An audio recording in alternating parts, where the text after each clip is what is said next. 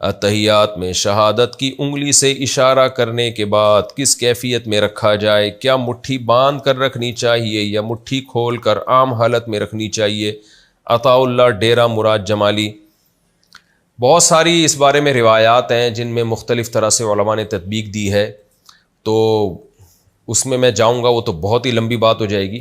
تو اس میں جو مفتی رشید احمد صاحب رحمہ اللہ کی تحقیق ہے اصل الفتاوی کی، غالباً دوسری جلد میں پورا رسالہ ہے اس پر، اس میں بڑی زبردست انہوں نے پوری تحقیق لکھی ہے۔ اس تحقیق کا حاصل یہ ہے کہ یہ درمیانی انگلی اور انگوٹھے سے اس طرح سے چھلا بنایا جائے، اشہد اللہ پہ انگلی اٹھائی جائے اور الہ پہ جھکا دی جائے، گرائی نہ جائے، تو بس اتنا جھکا دی جائے۔ تو یہ طریقہ ان کی رائے ہے کہ سنت کے زیادہ قریب ہے، اور بھی فقہا کی اس بارے میں آ رہا ہے، کوئی بھی کسی رائے پر عمل کر لے ٹھیک ہے، حدیث میں اس بارے میں بہت وسعت ہے۔ لیکن یہ جو ہمارے یہاں بعض حضرات نے شروع کر دیا اس طرح سے انگلی ہلاتے ہیں، یہ ہمیں کسی حدیث میں نہیں ملتا۔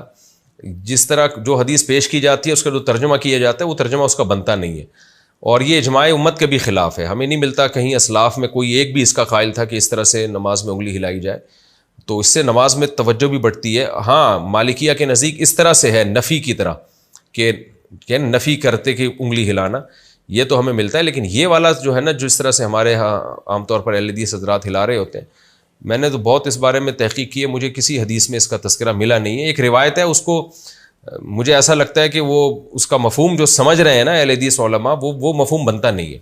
لیکن بہرحال اس میں مقصد اہل حدیث پہ طنز کرنا نہیں ہے، بتانا یہ کہ یہ کہیں بھی ثابت نہیں ہے۔ یہ جو کیفیت ہے نا، ہمیں اسلاف میں تو ملتا ہی نہیں ہے اس کا کہیں بھی کہ اس طرح سے انگلی ہلائی جائے، اور نماز میں اس پہ تشویش بھی بہت ہوتی ہے، کوئی ہلا رہا ہو آدمی کو تھوڑی الجھن ہوتی ہے۔ لیکن بہرحال یہ چھوٹے چھوٹے مسائل ہیں، ان پہ لڑنا طنز کرنا ٹھیک نہیں ہے۔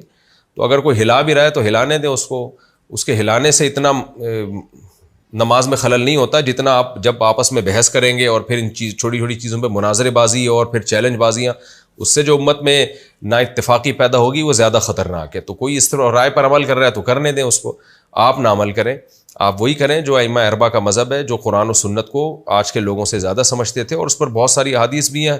وقت ملا تو انشاءاللہ میں اس پر پورے ریفرنس کے ساتھ احادیث کوٹ کروں گا اور پوری ڈیٹیل کے ساتھ انشاءاللہ میں اس کا مسئلہ بیان کروں گا۔ ابھی تو فی الحال یہ ہے کہ کسی نے دلائل دیکھنے ہو تو مفتی رشید احمد صاحب رحمہ اللہ کا بڑا زبردست رسالہ ہے اصل الفتاوی میں، وہ دیکھ سکتے ہیں۔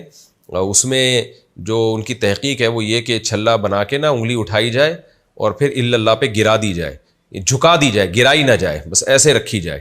یہ بھی ایک رائے ہے۔ باقی کوئی کسی اور طریقے سے عمل کرتا ہے تو وہ بھی ٹھیک ہے، اور کوئی انگلی نہیں اٹھاتا بیٹھا ہی رہتا ہے ایسے تو بھی ٹھیک ہے۔ یہ کوئی اتنے بڑے مسائل نہیں ہیں جن میں کوئی بہت زیادہ وقت کو اپنا ضائع کیا جائے یا اس کو ایشو بنایا جائے۔